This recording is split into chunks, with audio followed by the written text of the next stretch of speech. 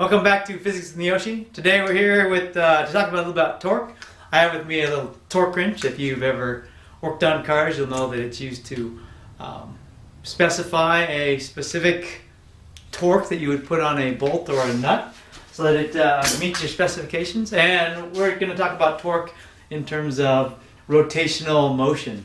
So torque is really a force applied at a distance to make something rotate, and it's if we think about two different types of motion, we have rotational motion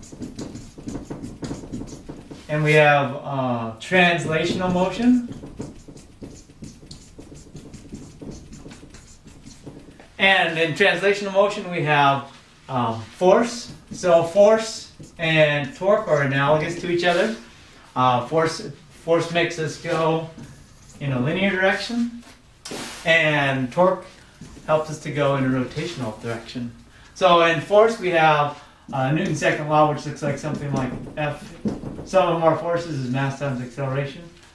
And in torque, or in rotational, we will have something similar to that, but for right now we just need to know that torque helps us to go in a rotational manner. So a couple things to measure torque. Well, torque is this little thing called tau, and tau is R cross F. If we think about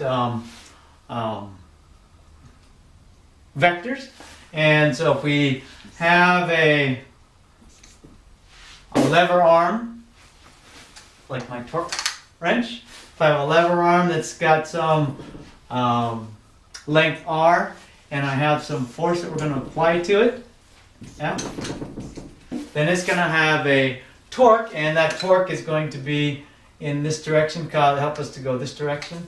That torque is actually going to go into the board in this case, and this would be a vector as well. This is called the cross product, and really we don't need to worry about that too much, except for to show a cross product, we're going to take our R vector and we're going to take our F vector. We line them up like that, tail to tail instead of head to tail, like we would with with adding them together. I'll do a right hand rule and I can rotate the R across the F, and then my thumb points the direction that torque is going to come, which is out from the board. And that's normally called the positive torque. Causes me to go counterclockwise, or in this direction. And a negative torque will cause us to go clockwise direction, so that would be the other way. And that's how you find torque. When we don't have vectors necessarily, we can also do look at triangles and so forth. If we have a force that's applied in this direction, perhaps we don't get as much efficiency because our lever arm then comes out here instead.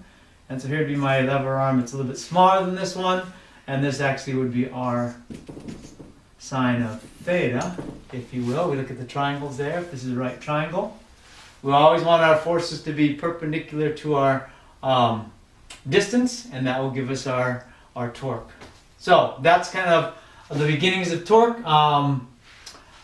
Again, it's very similar to our forces in translational motion, and so in rotational we want to go, our torque is causes us to go in a rotating manner. Again, positive torque is counterclockwise, negative torque